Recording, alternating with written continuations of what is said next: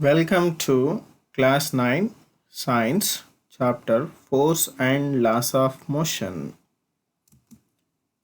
presented by Varakumar G, PGT Physics, KV number 1, Arakkonam.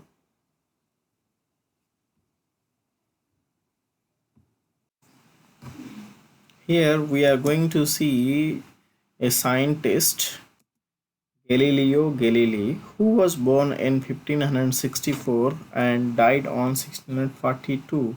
His contribution in force and laws of motion is so much. And next scientist is Sir Isaac Newton. Okay, and he was born in 1643 and died on 1727.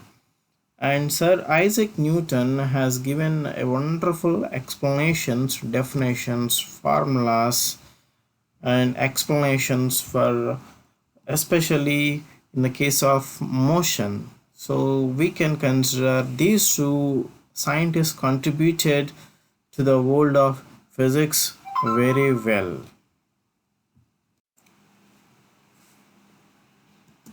From morning to evening till going to bed, we may see many types of the forces.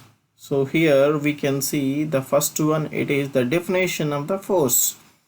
So here simple definition, it is force is a push or a pull. Suppose if you went for some restaurant, there on the door they may write push or the pull. So here by pushing or by pulling, it is a force.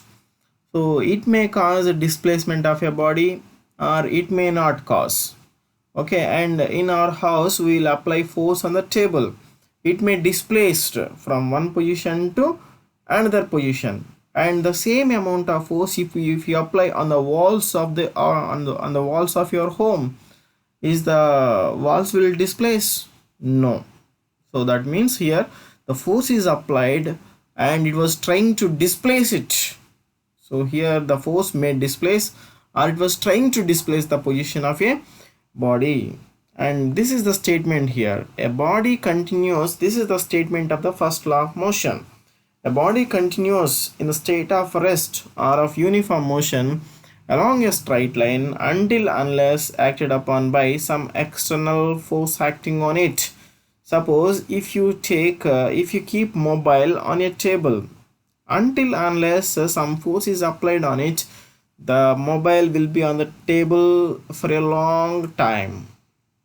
Until unless it is disturbed, it is taken by someone.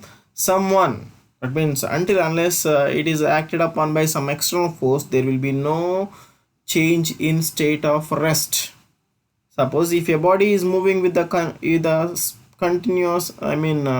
constant speed, until unless it is disturbed, it is acted by some external force, and the body will not comes to rest or will not accelerate, will not change its speed or the velocity. Here we are going to see statement for the Newton's second law of motion. Before going to that, we have to learn about momentum definition. The term momentum is defined as the product of mass and velocity. So here we can see the formula also. Momentum P is equal to, here we have tried on small p, is equal to mass into velocity. And next one, we are going to see the statement for the Newton's second law of motion. The rate of change of momentum is directly proportional to the external force acting on it. Suppose if some force is acting on your body, its momentum will be its velocity will changes first, and hence momentum is also changes. So that is why here I wrote the rate of change of momentum is directly proportional. In a sense, if you apply more force and there is a change in momentum is also more.